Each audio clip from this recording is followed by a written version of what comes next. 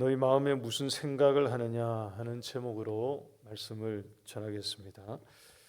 중풍병자가 고침을 받은 얘기에 이어지는 그런 내용입니다. 사람들이 중풍병자의 지인들이 이웃들이겠죠. 지붕을 걷어내고 예수님 앞으로 침상을 내려서 고침을 받게 한 사건입니다. 20절 말씀에 보시니까 그때 예수님이 질병을 치유해 주신 것이 아니고요, 그들의 믿음을 보시고 이르시되 이 사람아 내 죄사함을 받았느니라고 하셨습니다.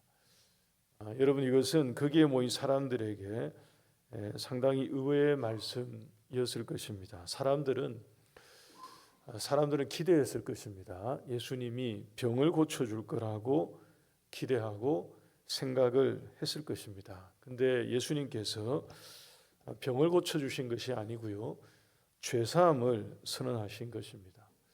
그랬더니 거기에 있던 서기관과 바리새인들이 아니나 다를까 속으로 어떤 생각을 품게 되었는데 21절을 보십시오. 서기관과 바리새인들이 생각하여 이르되 이 신성모독하는 자가 누구냐? 오직 하나님 외에 누가 능히 죄를 사하겠느냐라는 생각을 했다는 거예요. 근데 생각만 한 것이 아니라 이 사람들이 이 말을 밖으로 내뱉은 것입니다. 21절 앞부분을 다시 한번 보시기 바랍니다. 거기에 보면 생각하여 이르되라고 되어 있죠. 그러니까 속으로 생각만 한 것이 아니라 거기에 모인 사람들이 다 들을 수 있도록, 멀리 있는 사람들은 몰라도 근처에 있는 사람들은 충분히 들을 수 있도록 입으로 얘기를 한 것입니다. 여러분, 이 얘기는 옳은 얘기죠. 자기들의 입장에서. 그리고 경건한 내용을 담고 있는 얘기입니다. 자기의 신앙을 드러내고 그리고 거룩함을 나타낼 수 있는 그런 얘기입니다. 신성 모독을 하는 자가 누구냐? 하나님 외에 죄를 사하는 권세가 없는데 하나님이 오르시고 하나님이 높으신데 누가 감히 그 일을 하겠느냐? 신앙이 담겨져 있고 하나님을 향한 경건함이 담겨져 있는 그런 표현이죠. 근데 이 말은 동시에 예수님에 대해서는 굉장한 비난, 비방에 해당하는 그런 것입니다. 신성을 모독하는 이 사람이 대체 누구냐? 하나님 외에는 죄를 사하는 권세가 없는데 다른 말로 하면 자기가 하나님이냐 하는 식의 비방을 한 것입니다. 근데 이 얘기에 대해서 예수님이 대답을 해주시는데 그 대답이 한 번 더 의외의 대답입니다. 22절과 23절을 보시기 바랍니다. 본문 22절과 23절을 보시면 예수께서 그 생각을 아시고 대답하여 이르시되 너희 마음에 무슨 생각을 하느냐? 내 죄사함을 받았느니라 하는 말과 일어나 걸어가라 하는 말이 어느 것이 쉽겠느냐? 고 하셨습니다. 여러분, 문맥의 흐름이 잘 이해가 되십니까? 여러분, 이 흐름이 좀 이상하실 것 같습니다. 서기관과 바리새인들은 예수님이 신성을 모독했다 하는 얘기를 했는데 예수님은 그들의 생각을 보시고요, 그들의 생각을 아시고 말씀하시기를 죄사함과 병고침 중에 어느 것이 더 쉽겠느냐 하는 전혀 다른 얘기를 하신 것으로 보입니다. 여러분, 우리 사람은 자기의 생각을 잘 감춥니다. 우리도 그러지 않습니까? 자기의 생각을, 다른 생각을 품고 있으면서 겉으로 말을 할 때는 다른 말을 우리는 할 수 있는 재능을 가지고 있습니다. 그래서 우리가 흔히 속내를 감춘다 이런 표현을 쓰지 않습니까? 표정도 감추고요, 이미지도 관리하고요, 그리고 행동도 실은 관리하고, 그래서 좋은 모습으로 유지하는데 우리 할 수 있습니다. 그리고 하고 있기도 할 것입니다. 그런데 예수님은 서기관과 바리새인들의 말에 주목하지 않았습니다. 이 사람들이 겉으로 얘기하고 있고 사람들에게 표현하고 표출하고 있는 이들의 말의 반응을 보이신 것이 아니라 그들의 생각을 보시고요, 그들의 생각을 아시고 그 생각에 대해서 대답을 해 주신 것입니다. 여러분, 이것이 우리와 가장 큰 차이일 것입니다. 우리 모두가 잘 알고 있는 얘기지만 우리가 이 말씀 통해서 우리 한 번 더 우리 마음에 새길 수 있기를 바랍니다. 우리 하나님은 우리의 마음을 보십니다. 하나님은 우리의 생각을 아시고 우리를 아십니다. 지금 예배 드리기 위해서 이렇게 2부 예배에 우리가 다 모여있는, 예배당에 모여있는 우리의 모습보다 하나님은 우리의 중심을 보시는 줄 믿으시기를 바랍니다.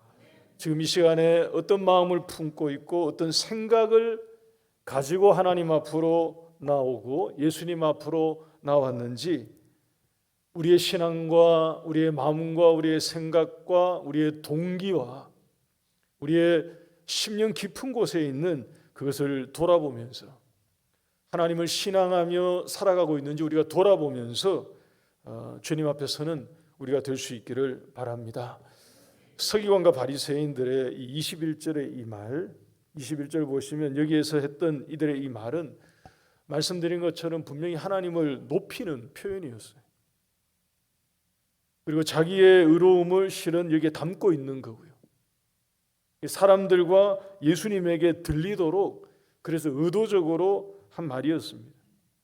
근데 이들의 생각을 아시는 예수님이 보니까 서기관과 바리새인들의 이 말과 그들의 생각이 달랐던 것입니다. 그래서 하신 말씀이 너희 마음에 무슨 생각을 하느냐 라고 하시면서 그들이 마음 가운데 생각한 그 생각을 예수님께서 알려주신 게 23절입니다. 23절. 이 사람들은 신성모독이라는 거창한 대의명분을 겉으로 내세웠지만 속으로 그런 생각하고 있었던 게 아니었어요. 겉으로는 누가 신성을 모독하느냐 하는 이 거창한 어떤 얘기를 꺼냈지만 속으로는 그런 생각을 하고 있었던 게 아니고요. 그저 예수님을 불신하고 책잡으려고 했던 것입니다. 더 정확하게 말씀을 드리면 이들이 속으로 한 생각은 이런 것입니다. 그러면 그렇지. 거보라고. 그러면 그렇지. 지붕에서 내려온 중풍병자를 지금 이 자리에서 즉시로 고치는 것은 어려운 일이니까 아무런 증거도 필요 없고 증명할 필요도 없는 죄사함을 받았다는 뜬구름 잡는 얘기, 막연한 얘기를 하는 것이라고 여긴 것입니다. 그들의 생각을 읽으신 예수님의 대답이 이것이기 때문에 이게 맞아요, 여러분. 그들의 생각을 보시고 아신 예수님께서 대답해 주신 말씀이 이것이기 때문에 이게 분명합니다. 겉으로 말로는 신성을 모독했다고 의로운 듯 표현을 하고 태도를 취했지만 속으로는 예수님에 대해서 능력도 없으면서 사람들에게 인기를 끈다고 시기하고 질투하고 있었던 것입니다. 그러니 죄를 용서받았다는 그런 쉬운 얘기는 나도 하겠다 하는 그런 시기였던 거죠. 여러분, 우리 사람들에게는 이게 맞습니다. 중풍병자에게 지금 일어나 걸어가십시오 하는 말이 어려운 말이 맞고요. 그리고 죄를 용서받았습니다 하는 말이 쉬운 말이겠습니다만, 그러나 예수님에게는 이게 어떨까요? 예수님에게는 지금 일어나 걸어가라 하는 이 말과 네 죄를 용서받았다 하는 이 말, 이 둘 중에 어떤 게 더 예수님에게는 더 쉽겠습니까? 예수님에게는 둘 다 쉬운 거예요. 예수님에게는 이게 실은 이게 맞는 얘기가 아닙니다. 예수님에게는 이 둘 다 실은 되게 쉬운 것입니다. 그냥 이 자리에서 하시면 되는 그런 얘기. 우리 사람에게는 이게 그렇지만 예수님에게는 이게 하등의 어려움이 되지 않는다고요. 죄사함을 선포하는 것도, 중풍병자를 이 자리에서 일어나게 하셔서 침상 들고 집에 걸어가라고 말씀하시는 것도 예수님에게는 전혀 어려움이 되지 않는 쉬운 일입니다. 그걸 보여주신 것이 24절 말씀이에요. 24절 보십시오. 그러나 인자가 땅에서 죄를 사하는 권세가 있는 줄을 너희로 알게 하리라 하시고 중풍병자에게 말씀하시되 내가 너에게 이르노니 일어나 너희 침상을 가지고 집으로 가라 하시매. 이게 무슨 말씀이냐 하면 사람들이 어려운 것이라고 다 여기고 있던 중풍병자를 일어나 집으로 걸어가게 하심으로 바로 직전에 선포해 주셨던 죄사함이 유효한 것임을 나타내 주신 것입니다. 그러니까 중풍병자에게 일어나서 이 자리에서 일어나서 침상 들고 집에 가라고 말씀해 주심으로 직전에 예수님이 선포하신 죄사함이 효력이 있는 것임을 보이신 것입니다. 그 권세가 예수님 자신에게 있음을 증명해 보이신 것입니다. 이 행동을 통해서. 바꿔 말하면 예수님이 하나님이심을 스스로 나타내신 것입니다. 그래서 26절 말씀에 모든 사람들이 다 놀랐어요. 그래서 다 놀란 것입니다. 예수님에게는 이 두 가지 일이 그냥 한 번에 한 자리에서 같이 할 수 있는, 이게 다 쉬운 거구나, 예수님에게 이런 권세가 있는 거구나 하는 것을 다 같이 본 거죠. 모두가 다 놀라서 하나님께 영광을 돌리고 심히 두려워하게 되었던 것입니다. 교회 여러분, 오늘 이 말씀에서 우리가 우선 적용해야 되는 이 한 가지가 있다면 바로 서기관과 바리새인들이 가지고 있던, 이들이 가졌던, 감추고자 했던 이들의 마음입니다. 정직하지 못한 생각이었죠. 숨기고 있었던 이들의 거짓된 마음이었습니다. 겉으로는 하나님을 경외하는 것처럼 말과 태도를 취하고 보였지만 속으로는 예수님을 비방하고 있었고요, 업신여기고 있었고요, 우습게 여기고 있었고요, 조롱하고 있었고요, 교만한 마음을 가졌던 것입니다. 여러분, 한 번 더 기억해 주시기 바랍니다. 하나님은 우리의 말과 행동 이전에 우리의 마음과 생각을 감찰하십니다. 우리의 마음을 보시고 우리를 알아차리세요.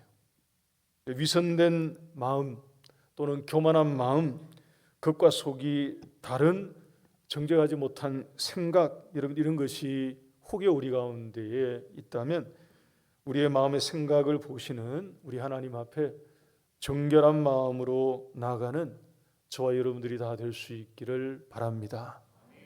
27절 이하에 나오는 내용도 실은 같은 맥락의 말씀입니다. 여러분, 조금 전에 나왔던 이 서기관과 바리새인들이 계속 예수님을 따라다닌 것으로 보입니다. 여기에는, 오늘 이 본문에는 레위라고 나옵니다만 다른 복음서에서는 마태라고 소개되어 있는 이 직업을 세리였던 마태를 예수님이 제자로 불러 주셨습니다. 이 사람이 그것이 감사했던지 자기의 집에서 큰 잔치를 열고 예수님을 초대했습니다. 직업이 세리였기 때문에 세리 친구들이 그 집에 많이 초대되어 왔던 것 같습니다. 29절의 내용이 바로 그 내용이죠. 그랬더니 그 광경을 본, 그 잔치 모습을 본 이 서기관과 바리새인들이 30절 말씀 보십시오. 거기에 있는 것처럼 예수님을 또다시 비방한 것입니다. 겉으로는 제자들을 비방했지만 속내는 예수님을 비방한 것이죠. 30절 보십시오. 바리새인과 그들의 서기관들이 그 제자들을, 그의 제자들입니다, 그의 제자들을 비방하여 이르되 너희가 어찌하여 세리와 죄인과 함께 먹고 마시느냐. 여러분, 이 사람들의, 이 서기관과 바리새인들의 마음과 생각이 조금 더 개선되지가 않았습니다. 전혀 달라지지가 않은 거죠. 위에서 중풍병자가 고침을 받고 자기 침상을 들고 집으로 일어나 걸어가는 그런 어마어마한 기적을 보고요, 26절에 했던 것처럼 모두가 놀랐다고 되어 있지 않습니까? 모든 사람들이, 그 모든 사람의 이 서기관과 바리새인들도 같이 있었으니까 포함되어 있었겠죠. 모두가 놀랐고 하나님께 영광을 돌렸고 심지어 심히 두려워하기까지 했습니다. 그런데 변하지 않은 거예요. 이렇게 변하기가 어렵습니다. 사람의 마음이. 사람 좀 해서 변하지 않는다고 하지 않습니까? 사회에서는 그래서 사람 고쳐서는 거 아니라고 얘기할 정도로 사람은 안 달라집니다. 변화되는 게 이 정도로 어려워요. 사회에서는 그렇게 말한다 하더라도 우리 교회에서는 그거 아니죠, 여러분. 교회에서는 정말로 하나님의 은혜가 임해서 어떠한 사람이라도 달라지고 새롭게 되고 변화되어서 우리가 함께 갈 수 있고 손에 손잡고 주님 앞으로 함께 나갈 수 있다는 것을 끝까지 지키기 위해서 몸부림치는 것입니다. 안 될 때 안 되더라도, 사회에서는 사람 고쳐서 쓰지 못한다고 할 정도로 변하지 않아도 교회 안에서는 변할 수 있음을 기대를 버리지 않고 희망과 소망을 버리지 않고 기다리고 함께 동역하기 위해서 애쓰는 것이 교회입니다만, 여러분 현실을 보시라고. 현실을, 말씀 가운데 나타나는 이 현실을 보십시오. 사람이 이렇게 안 달라진다니까요. 사람의 심령이 변화되어져서, 사람의 마음이 새로워져서, 생각이 달라지고 마음이 고쳐져서 거듭난다는 것은 정말로 기적 중에 기적인 것입니다. 그 어떠한 기적보다가 더 큰 기적이 분명합니다. 오늘 이 본문이 아주 좋은 사례입니다. 여러분 여기에 보면 세리였던 레위도 나오고요, 종교인이었던 서기관과 바리새인도 나오지 않습니까? 이 두 부류의 사람들은 전부 다 예수님을 만난 사람들입니다. 가까이 만난 사람들이고요, 현재 만나고 있는 사람들입니다. 세리는 부르심을 받아서 예수님의 제자가 되었고요, 서기관과 바리새인들은 계속 예수님을 비방하는 비방자로 남았습니다. 여러분 차이가 무엇으로 보이십니까? 그렇게 된 차이가 28절 말씀 우리 같이 한번 읽겠습니다. 28절 함께 읽습니다. 그가 모든 것을 버리고 일어나 따르니라. 세리는 자기의 마음을 겸손하게 내려놓은 것입니다. 이렇게 자기 마음의 삶에 있는 모든 것을 내려놓고 예수님을 일어나 따르는, 반대로 서기관과 바리새인들은 자기들의 마음에 있던 생각, 그리고 자기들이 가지고 있던 기준, 자기들이 품고 있던 자기들의 의로움, 영적인 자만, 교만, 습관, 전통, 이런 모든 것들을 그대로 마음 가운데 그냥 붙들고 가득 채우고 있었던 것입니다. 그러니까 놀라운 일을 경험했지만 놀라울 정도로 그대로였던 것입니다. 굉장한 사건을 경험했지만 그들 마음 가운데 있던 이 돌 같은 마음이 실은 더 굉장했던 거죠. 전혀 달라지지 않았던 것입니다. 예수님이 이 사람들의 이러한 마음을 아주 적나라하게 드러내신 것이 31절과 32절입니다. 31절과 32절을 보시면 여러분 요약하면 이런 것입니다. 제가 읽지는 않겠습니다만 이거 좀 바꿔서 설명을 드리면 이런 내용이에요. 자기는 늘 건강하다고 여깁니다. 자기 건강은 문제가 없고요, 아픈 데도 없고, 이 정도 아픈 거는 사실 아픈 게 아니라고 생각을 하는 사람은 절대로 병원 안 갑니다. 자기 건강에 문제 없고 건강하다고 생각하고요, 이 정도 아픈 거는 아픈 것도 아니라고 여기는 사람들은 의사를 잘 찾아가지 않을 겁니다. 왜? 괜찮다고 생각하니까요. 근데 모두가 다 알고 있죠, 그게 제일 위험하다는 것을. 장수하는 사람들의, 건강하게 장수하는 사람들의 공통점이 여러 가지 있다고 하지 않습니까? 초기에 조금 아플 때 빨리 병원을 찾는 사람들, 건강하게 오래 사는 사람들의 나타나는 공통적인 현상 중에, 특징 중에 그런 게 있답니다. 조금 아플 때 병원을 빨리 가서, 그러니까 초진을 잘하는 이런 분들이 건강하게 산다고 말합니다. 여러분 영적으로 딱 이런 내용 아닙니까? 이게 실은 제일 위험한데, 예수님께서 32절에 내가 의인을 부르러 온 것이 아니라 죄인을 부르러 왔다고 말씀하신 것을 오해하지 마십시오. 예수님이 의인을 싫어한다는 얘기가 아니지 않습니까? 여기서 말하는 이 의인은 지금 바리새인과 서기관들을 얘기하는 거예요. 자기들이 의인인 척, 의로운 듯 여기는, 자기들의 영적인 건강에는 문제가 없는 듯, 자기들의 마음에는 아무런 걸림이 안 되는 줄, 이런 걸로 다 그냥 알고 있는 이런 교만한 마음, 자만한 마음을 가진 바리새인들을 질타하신 것입니다. 결국 그들은 예수님에게 부름도 받지 못했고요, 그래서 예수님을 따라가는 제자도 되지 못했던 것입니다.